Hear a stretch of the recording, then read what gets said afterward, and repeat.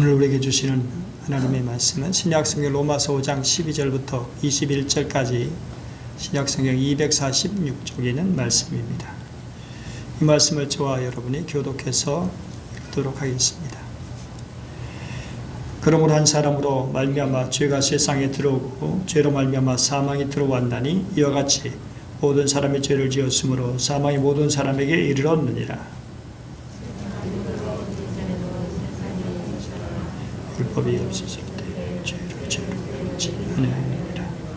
그러나 아담으로부터 모세까지 아담의 범죄와 같은 죄를 짓지 아니한 자들까지도 사망의 왕 노릇하였나니 아담은 오실 자의 모형이라.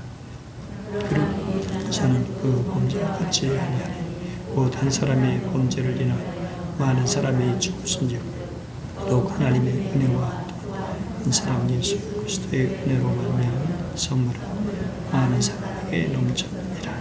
또 이 선물은 범죄한 한 사람으로 말미암은 것 같이 아니하니 심판 한 사람으로 말미암아 정죄에 이르렀으나 은사는 많은 범죄로 말미암아 의롭다 하심의 이름이니라.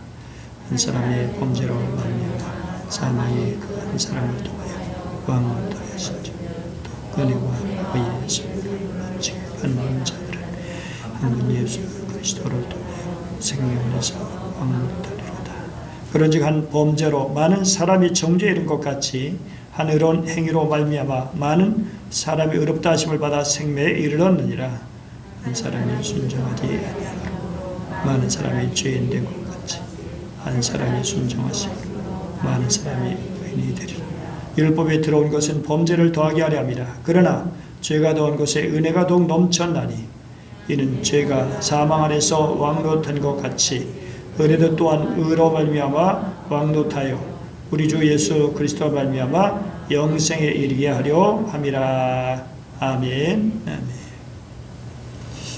마라나타 찬양 제드립니다.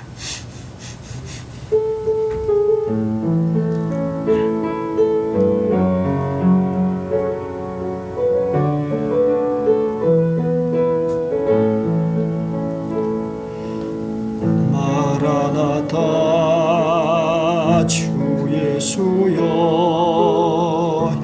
어서 오시옵소서. 땅의 모든 족속 주를 찬송하게 하소서. 마라나타 주 예수여 어서 오시옵소서. 모든 열방이 주께 돌아와 춤추며 경배하게 하소서. 우리 주님 다시 오실 길을 만들자. 십자가를 끝까지 우린 가리라. 우리 주님 하늘 연고 온 땅 덮을 때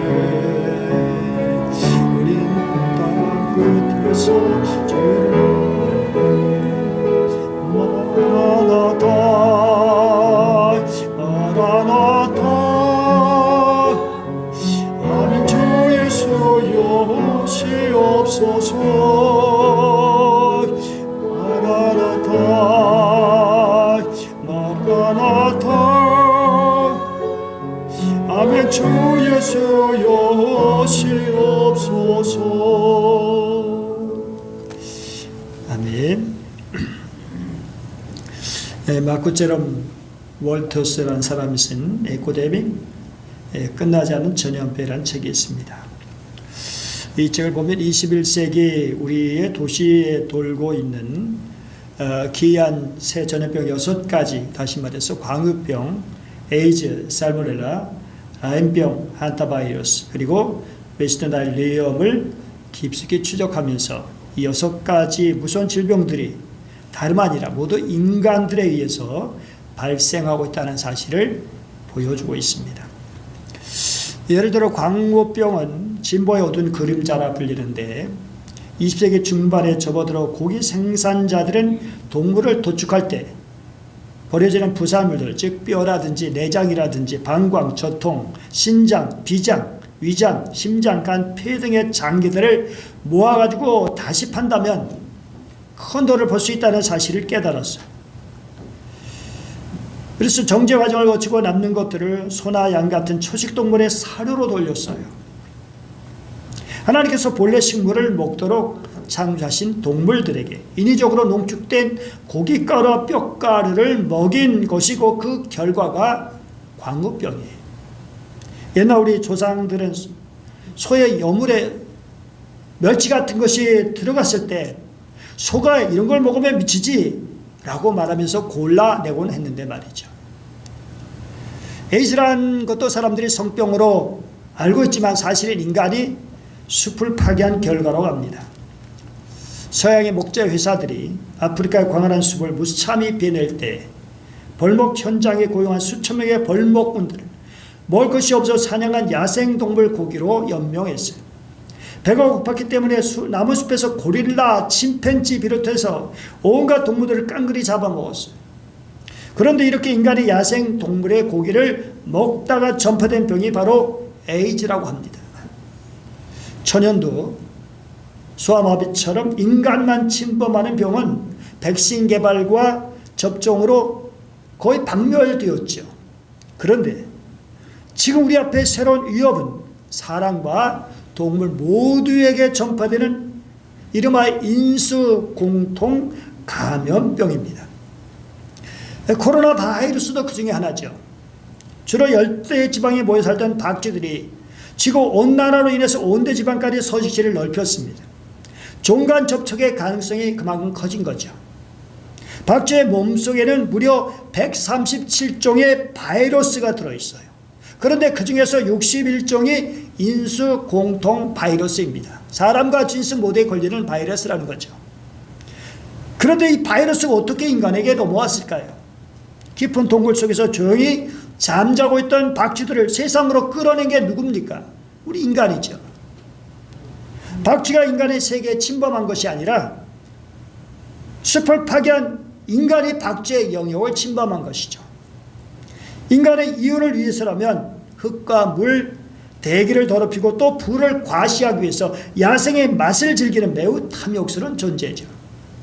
이런 인간이 다른 생물 중 서식지를 꺼리낌없이 파괴하면서 종간 접촉 기회가 폭발적으로 늘어났고 거기에다가 날로 확대되는 수송 능력은 삽시간에 병원체를 지구로 퍼뜨렸죠. 지금 치명적인 인수공통 감염에 창궐하는 이유는 바이러스가 인간을 표적으로 삼아서가 아니라 인간이 주제넘게 다른 생명의 영역을 침범했기 때문이죠. 결국 무선 질병 그리고 그로 인한 사망을 끌어들인 것은 바로 인간입니다. 영적으로도 마찬가지입니다. 하나님께서 창조하신 세상에는 죽음이 없었어요. 오직 사랑과 평화와 생명과 기쁨이죠. 그런데 아담과 하와의 범죄로 인해서 죽음, 즉 하나님과의 분리가 깨졌고 육신적인 사망도 초래되었어요. 로마서 5장 1절에서 2절까지 이렇게 말씀을 보면 믿음으로 구원받은 데서 하나님과의 화평으로 나가야 되고 하나님을 즐거워해야 된다고 말씀하고 있죠. 그리고 환난이나 어떤 고통을 당해도 하나님을 즐거워해야 된다라는 내용을 전개했습니다. 그러다가 5장 12절 이하에서부터 이제 죄의 문제를 다루고 있어요. 왜 그럴까요? 이것은 5장 2절에 이어 하나님과 화평이 왜 필요한가? 그리고 그 화평이 어떻게 이루어졌는가를 잘 설명하기 위해서입니다. 여러분, 하나님과 화평 너무 중요하죠. 하나님과 화목하고 하나님과 소통하고 하나님과 사이좋게 정말 은혜로 잘 지내는 것. 그런데 여러분, 거기에 장애가 되는 게 뭘까요? 하나님의 거룩한 백성으로 사는데 장애가 되는 게 뭘까요? 이사야 59장 1절에서 2절까지 말씀 같이 한번 읽어볼까요? 시작. 여호와의 손이 짧아 구원하지 못하심도 아니요 귀가 둔하여 듣지 못하심도 아니라 오직 너희 죄악이 너희와 너희 하나님 사이를 갈라놓았고 너희 죄가 그 얼굴을 가리어서 너희에게서 듣지 않으시게 함이라. 여러분, 하늘에 구름이 같이 가려 있으면 태양 볼 수가 없죠. 그렇게 되면 태양으로부터 오는 여러 가지 좋은 혜택을 받지 못하게 되죠. 마찬가지로 우리를 도울 수 있는 충분한 엄청난 능력을 가지신 하나님의 은총, 하나님의 도우심이 죄로 인하여 하나님과 우리 사이에 막히기 때문에 차단되어지는 거죠. 그러니 당연히 하나님과 인간이 평화를 누릴 수 없게 되는 거죠. 그래서 바울은 이 죄의 문제부터 이 문제를 풀어가고 있어요. 우리 12절 같이 읽어볼까요? 시작. 그러므로 한 사람으로 말미암아 죄가 세상에 들어오고 죄로 말미암아 사망에 들어왔나니 이와 같이 모든 사람이 죄를 지었으므로 사망이 모든 사람에게 이르렀느니라. 어느 한순간 죄가 세상에 들어와서 지배하게 되니까 그로 인해 사망이 오게 된 거예요. 모든 사람이 결국 죄를 짓게 되었다는 거예요. 그러면 한 사람이 범죄했다고 모든 사람이 다 죄를 지었다고 할 수 있을까요? 여러분, 죄가 세상으로 들어올 때는 언제인가요? 죄가 세상으로 들어올 때 결국 아담이 선악과를 따먹는 순간일 거예요. 그러면 한 사람 아담 지은 죄가 도대체 무엇인가요? 아담이 어떤 죄를 지었길래 그것이 모든 사람에게 이어지게 되는 것일까요? 만약 하나님께서 선악과도 다 먹어라, 마음대로 먹어라 하셨으면 얼마나 좋을까요? 여러분, 그런 생각 안 해보셨어요? 그런데 정말 인심이 좋으신 하나님이 선악과 다 먹어라, 마음대로 먹어라 하지 않으시고 너희들 마음대로 먹어도 좋다. 그런데 단 하나, 선악과만은 먹지 마라. 이 선악과 하나만 손대지 않으면 이 나머지는 모든 것이 다 너희 것이 되는 것이다 라고 말씀하신 거예요. 그러니 인간의 선악과만큼은 제한을 받아야 된다는 거예요. 그것까지 해방을 받았다가는 인간이 큰일 난다는 거예요. 근데 사람들은 말이에요. 아예 하나님 그 선악과는 뭐가 그렇게 아깝다고 먹지 말라 하신 거예요. 여러분, 도대체 선악과가 무엇이고 왜 선악과를 에덴 동산에 두신 걸까요? 여기서 우리는 선악과가 무엇인지 생각해 봐야 하는 거죠. 몇 차례 말씀드린 바 있지만 성경에서 선악과 이야기를 찾아볼 수 있는 정말 중요한 사건이 있는데 그게 어느 것이라 그랬죠? 창세기 39장에 나오는 요셉의 이야기죠.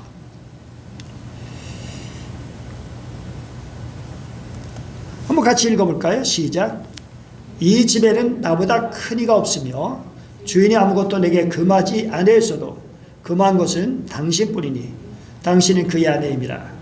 그런지 내가 어찌 큰 악을 행하여 하나님께 죄를 지으리까. 보디발이 요셉이 너무 성실하고 그러니까 이제 다 맡겼어요. 가정 총무를 세워가지고 총 지배인으로 세웠어요. 그런데 오늘 이 요셉의 말을 보면 그때 보디발의 한 말이 나오고 있어요. 그게 뭘까요? 요셉아, 우리 집에 있는 모든 건 내 마음대로 해도 좋아. 내 마음대로 다 해. 장사도 좋고 뭘 해도 좋아. 그런데 내 아내만큼은 손대지 마. 요셉은 이걸 상기시키면서 주인님께서 그렇게 말씀하시는데 어떻게 제가 그 약속을 어김으로 이 큰 악을 행하여 하나님께 죄를 짓겠습니까? 라고 말하는 거예요. 주인을 생각하고 하나님을 생각하고. 근데 여러분, 보디발이 너무 마음이 좋은 사람이었어요. 그래가지고 자기 부인까지 줘버렸다면 어떤 일이 생길까요? 말도 안 되는 얘기지만 요셉이 그 집의 주인이 되어버리는 거예요. 그렇기 때문에 보디발은 모든 건 마음대로 해. 그러나 아내만은 손대지 마 라고 말한 거죠. 마찬가지로 우리 하나님 선악과는 먹지 말라. 먹지 말고 지키기만 하면 너와 나와 평생 같이 살 수 있다 라고 하는 말씀이죠. 그러므로 사람에게 선악과라고 하는 것은 에덴 동산의 관리자 청직이라는 것이고요. 하나님께는 에덴 동산의 주인이 되신다는 걸 말하는 거예요. 선악과를 통해서 하나님이 주인이시다. 우리 인간은 청직이다. 관리자다. 라는 거죠. 하나님은 이 관계 속에서 아름다운 사귐을 갖도록 하셨고 그 속에서 하나님과 인간 사이의 화목과 화평이 있게 된 것이죠. 그런데 이 선악과를 따먹었어요. 이건 피조물인 아담과 하와가 의도적으로 하나님의 언약을 파괴한 거죠. 피조물 청정인 인간의 주인이신 하나님처럼 되려 한 것이죠. 그래서 하나님과 화목한 관계가 파괴됐죠. 여러분 이것이 작은 죄일까요? 이런 차원에서 또 다시 말씀을 드릴 수 있어요. 아담이 선악과를 따먹은 건 그냥 나무 열매 하나 따먹은 그 차원이 아니라고요. 생각해 보세요. 적군과 싸우고 있는 전쟁 상태, 초롱성벽으로 쉽게 함락시킬 수 없는 성인데 성 밖에서는 적군들이 그 성을 무너뜨리려고 진을 치고 있어요. 고민하는 적군이 어떻게 하면 저 성을 무너뜨릴 수 있을까? 그러다가 성 안에 있는 한 군인을 어떻게 보게 되고 그를 유혹하게 되었어요. 뭐 상당히 여러 가지 말을 듣게 해준다고 돈도 주고 많이 준다고 다 했겠죠. 그래가지고 이 사람이 뒷문을 열어주었어요. 여러분 문을 열어준 건 뭐 그 대단한 일 대수입니까? 그런데 이런 상황에서 문을 열어줬다는 거 이거 엄청난 일이죠.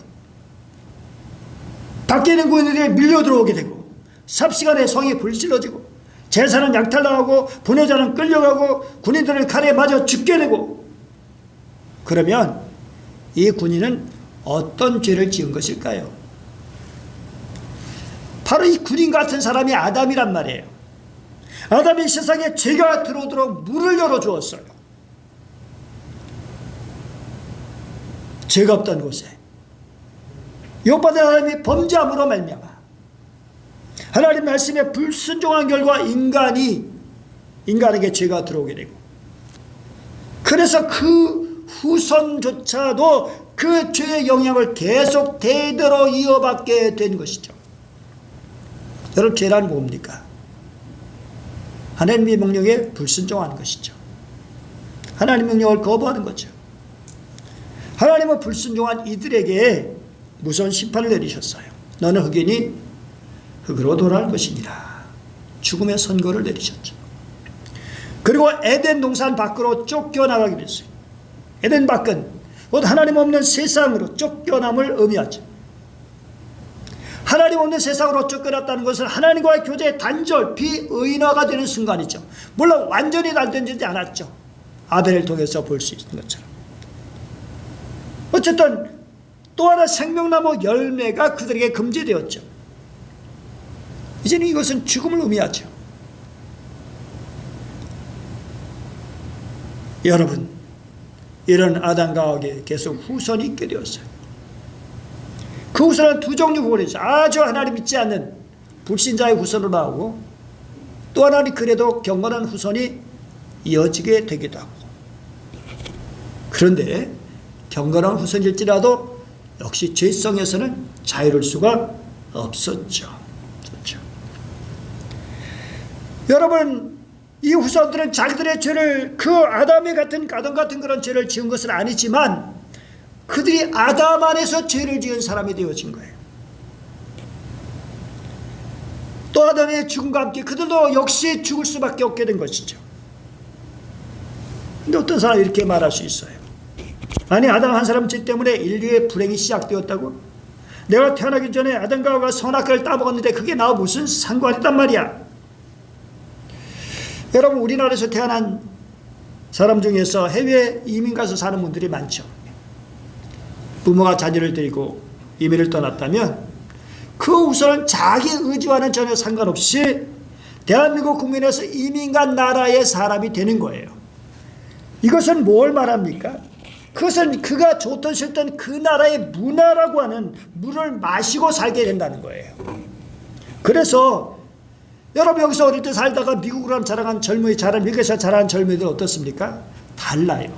모양은 똑같은데, 한국 사람인데 생각, 사고방식이 달라요. 이렇게 보면 같이 읽어보죠. 시작. 그러므로 한 사람으로 말미암아 죄가 세상에 들어오고 죄로 말미암아 사망이 들어왔다. 이와 같이 모든 사람이 죄를 지었으므로 사망이 모든 사람에게 이르렀느니라 라는 말씀이 이해가 되는 거죠.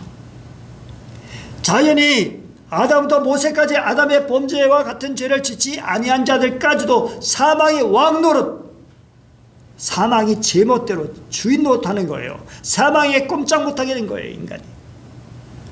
바리타는 신학자는 누구든지 아담 가운데 있다면 그는 하나의 낡고 타락하고 포로가 된 피조물이다 라고 말했어요.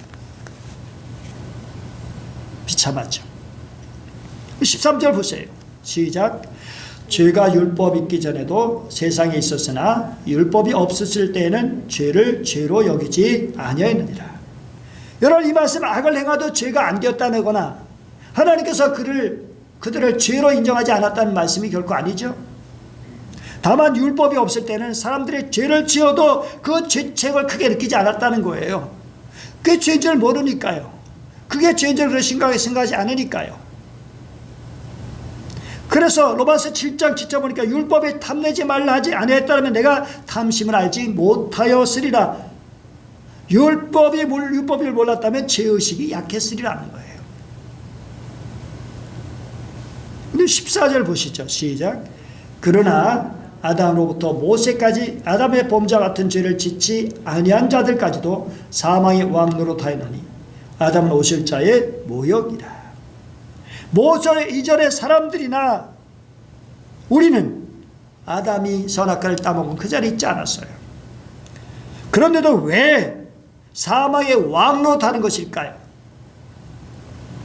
하나님께서 아담을 창조하실 때 그를 자연적인 머리로서 다시 말해서 인류의 대표로 세우셨기 때문이죠. 그래서 범죄의 시작은 하와에게 있는데 오늘 보면 하와는 언급도 하지 않아요. 왜? 아담이 대표이기 때문이죠. 우리가 기억해야 할 것은 하나님이 아담에게 복 주실 때도 그 복은 아담에게만 아니라 그 우선 전체에게 내리는 것이었어요. 생육하고 번성하여 땅에 충만하라. 땅을 정복하라. 바다 물고기 하늘의 새와 땅에 움직이는 모든 생물을 다스리라 하시니라. 하나님 이르시되 내가 온 지면에 씨 맺는 모든 채소와 씨 가진 열매 맺는 모든 채소를 너에게 주노니 너에게 먹을 거리가 되라. 이건 아담과 하와가 아니라 후손들에게도 주시는 그런 은혜죠. 그와 동시에 그가 행한 범죄도 그 후손이 함께 담당하게 되는 것이죠. 죄가 유전되어진 그는 인류의 대표자이기 때문에 그 때문에 우리는 그의 공범자가 되어버리는, 그가 사형수를 받자 우리 역시 사형수가 되어진 아담의 죄가 우리에게 전가되어졌죠. 가장이 잘하면 그 집이 편한데 가장이 잘못되고 무너지면 그 집 전체가 무너질 수 있죠.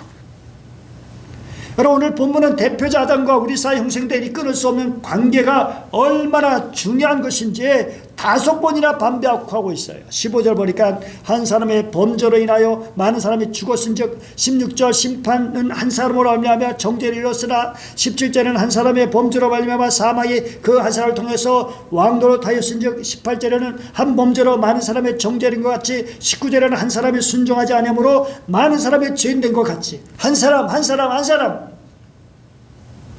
그런데 여러분, 이게 끝이 아니라는 거예요. 이것을 끝이라면 너무 비참하죠. 너무 불행하죠. 그런데 형벌을 내리시고 저주하시고 쫓아내시고 에덴 동산에 들어가지 못하도록 막으신 것으로 끝내신 것이 아니라는 거예요. 새로운 일을 하셨어요. 구원의 역사를 일으켜 주셨어요. 여러분 생각하십시오. 하나님께서 아담과 하와를 쫓아내기 전에 약속하신 것이 있죠. 같이 읽어보죠. 시작. 내가 너로 여자와 원수가 되게 하고 내 후손도 여자의 후손과 원수가 되게 하리니 여자의 후손은 내 머리를 상하게 할 것이요 너는 그의 발꿈치를 상하게 할 것이니라 하시고. 여기 보니까 너는 바로 뱀을 말해요. 사단이죠. 그 배후에. 그래서 여자와 원수가 되게 하고 내 후손도 여자의 후손과 원수가 되게 하리니. 여기 중요한 것은 여자의 후손이에요. 왜? 일반적으로 다 특별히 유대사는 더욱 그렇죠. 남자의 후손이죠. 어떻게 여자의 후손이라고 말할 수 있어요? 이건 유대사회에 도저히 상상할 수 없는 얘기예요. 여자의 후손이라고 하고 있어요. 그 여자의 후손은 내 머리를 상하게 할 것이다. 너는 그의 발꿈치를 상하게 할 것이다. 영적인 전쟁이 막 일어나요. 그런데 여러분, 누가 승리하는 것일까요? 머리를 상하기 치명적이죠. 머리가. 여기에 여자의 후손은 누구를 말하는 것인가요? 바로 동정녀 마리에서 탄생하신 임마누엘 예수 그리스도를 말씀하죠. 하나님의 약속을 지키신 거예요. 여인의 후손으로 이 땅에 우리 죄를 구원하시기 위해서 오신 예수님, 죄의 문제를 해결해 주심으로 하나님과 화목하게 하시고 하나님과 화평을 누리게 하시기 위해서 이 땅에 오신 거예요. 그래서 하나님께 영광이고 땅에서는 기뻐하심을 입은 자들에게 가운데 평화로다라고 말씀하죠. 오늘 15절 말씀 같이 읽어보죠. 시작. 그러나 이은사는 그 범죄와 같지 아니하니 곧 한 사람의 범죄로 인하여 많은 사람이 죽었은즉 또 하나님의 은혜와 또한 한 사람 예수 그리스도의 은혜로 말미암은 선물은 많은 사람에게 넘쳤느니라. 죄를 짓기 전에는 벌거벗어서도 부끄러움을 몰랐어요. 에덴 동산 그야말로 벌거벗고 다녔어요. 그런데 죄를 짓고 나니까 부끄러움을 알게 되었어요. 벗은 것이. 그래서 무화과나무를 입혀 그 자신의 몸을 가리게 됐죠. 근데 그게 얼마나 가겠어요. 나무 햇볕이 오면 말르면 금방 사그라드는 것인데, 부서지는 건데. 정말 그런데 하나님이 그런 인간들을 위해서 하신 일이 있죠. 그게 바로 가죽옷을 지어 입혀주신 거예요. 가죽옷이 생기려면 어떻게 되죠? 짐승이 죽어야 돼요. 짐승이 그 앞에서 피를 흘리고 짐승에서 가죽을 벗겨가지고 그래서 거기서 옷을 만들어 입혀주신 거예요. 범죄한 것은 아담하고 하와인데 깨끗이 죽은 게 짐승이에요. 여러분 그렇습니다. 가죽옷을 입혀주신 그런 하나님께서 오늘 우리에게 뭘 입혀주시죠? 그리스도의 옷을 입혀주시고 의의 옷을 입혀주시고 새 옷을, 은혜의 새 옷을, 새 사람의 옷을 입혀주신 거죠. 죄의 창시자, 사망의 원인 제공자 아담입니다. 아담이에요.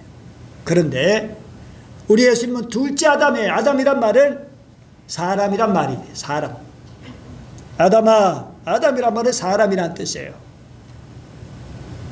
둘째 아담, 둘째 사람, 사람의 으로 이 땅에 오신 그분이 바로 예수님인데, 예수님은 죄의 창시자가 아니라 죄의 문제를 마감하시고 구원에 이르게 하신 분이죠. 아담 한 사람 때문에 불행이 시작되었고요. 그러나 예수 그리스도 한 분으로 말미암아 생명 그리고 영원한 행복이 있게 되어지는 거죠. 아담과 예수 그리스도의 관계를 오늘 14절 보니까 아담은 오실자의 모형이다 라고 말한 거예요. 오실자 예수 그리스도이시죠. 아담 인류의 대표가 된 것처럼 예수님은 새로운 백성의 대표가 되시는 거죠. 아담 인류의 머리가 되는 것처럼 예수를 믿는 자의 머리가 되시는 거죠. 그래서 고린도서 15장 22절 이렇게 말씀하죠. 아담 안에서 모든 사람이 죽은 것 같이 그리스도 안에서 모든 사람이 삶을 얻으리라. 그래서 예수님을 제2의 아담이다 라고 하죠. 제일 아담 안에서 모든 사람이 죽었지만 제2의 아담 예수 그리스도 안에서 모든 사람이 생명을 얻게 되는 거죠. 생명 주께 있네, 주 안에 있네. 그래서 우리는 찬송을 부르게 되죠. 여러분 사람들 가만히 보면요, 일을 저지르는 사람이 있고요, 그거를 수습하는 사람이 있어요. 쓰레기를 막 버리는 사람이 있는가 보면 그 죽고 치우는 사람이 있어요. 여러분 어떤 사람입니까? 문제만 일으키고 수습도 안 하고. 우리 아이들은 그렇죠. 문제 일으키고 뭐 그렇게 생각하나요? 그냥 자기 기분대로 하니까 그게 아이지요. 근데 누가 고민합니까? 부모가 고민하고 아파하고 그 결과 어떻게 되는 걸 뻔히 아니까. 그래서 그 문제를 수습하기 위해서 부모는 애를 쓰게 되죠. 아담이 범죄해서 인류를 죄에 물들게 했어요. 마치 아이들이 온통 어지럽혀놓은 것처럼 아담은 죄와 죽음의 쓰레기를 낫게 해서 양심과 이 세상을 오염시켜 놓고 말았어요. 이거 어떻게 해요? 이 세상이 미움과 질병과 고통과 고독과 죽음이 있게 되었어요. 그런데 그 방을 어머니가 쉬고 쓸고 닦는 것처럼 예수님이 죄악의 쓰레기를 다 치우시고 깨끗하게 하시고 더럽고 오염된 심령을 하나씩 회복시켜 주시고 사람들의 죄를 용서하고 죽음에서 구원하여 자유와 기쁨과 해방을 맞게 하시는 것이죠. 여러분 15절 말씀을 보니까 그러나 이 은사는 또 한 사람 예수 그리스도의 은혜로 말미암은 선물은 라고 말씀하고 있어요. 그리고 로마서 6장 23절 보니까 죄의 삭은 사망이요 하나님의 은사는 그리스도 예수 우리 주 안에 있는 영생이니라고 말하고 있습니다. 은사는 은혜의 선물이에요. 하나님의 은혜의 선물. 바로 영생입니다. 구원입니다. 여러분 구원은 영생은 내가 노력해서 얻은 게 아니잖아요. 하나님의 선물입니다. 선물이에요. 자기 없는데도 불구하고 우리의 믿음 보시고 커져주시는 은혜입니다. 18절 보세요. 시작. 그런즉 한 범죄로 많은 사람이 정죄 이른 것 같이 한 의로운 행위로 말미암아 많은 사람이 의롭다 하심을 받아 생명에 이르렀느니라. 아담 한 사람 범죄 때문에 모든 사람이 죄인으로 판정받게 되었지만 예수 그리스도의 의로우신 행동으로 말미암아 모두가 의롭다는 인정을 받아 영원한 생명 얻게 되는 거, 이게 뭐 이상한 겁니까? 자연스럽죠. 맞죠 앞뒤가. 한 사람 때문에 모두가 죄인 됐어. 그래 당연히 한 사람 때문에 모든 사람이 다 의인이 될 수가 있는 거죠.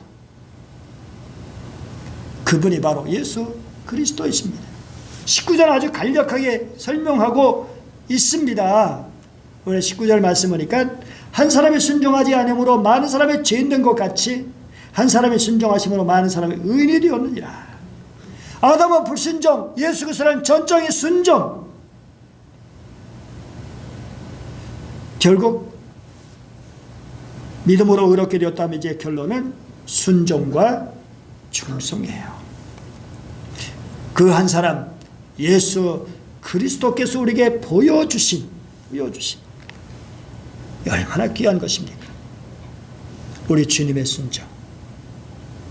베드로 주님께서 깊은 데로 가서 금을 내려 고기를 잡으라고 말씀하셨을 때 말씀에 의지하여 그물을 내렸더니 놀란 기적이 일어났습니다. 그 한 사람의 순종. 예수님 말미암아 우리가 구원을 받게 되었으면 이제는 우리가 어떻게 해야 할 것입니까? 역시 우리가 조그만 정말 우리지만 부족한 우리지만 주님의 말씀에 순종하여 나갈 때 거기에 하나님의 뜻이 이루어지고 하나님의 놀라운 은총의 역사가 일어나고 하나님의 기적이 일어나는 것입니다. 누가 그 한 사람이 될 것입니까? 기도하겠습니다. 은혜로우신 하나님 아버지 감사드립니다. 오늘 이 시간 저들을 사랑해 주시고 말씀을 주시니 감사합니다. 귀한 말씀 새기며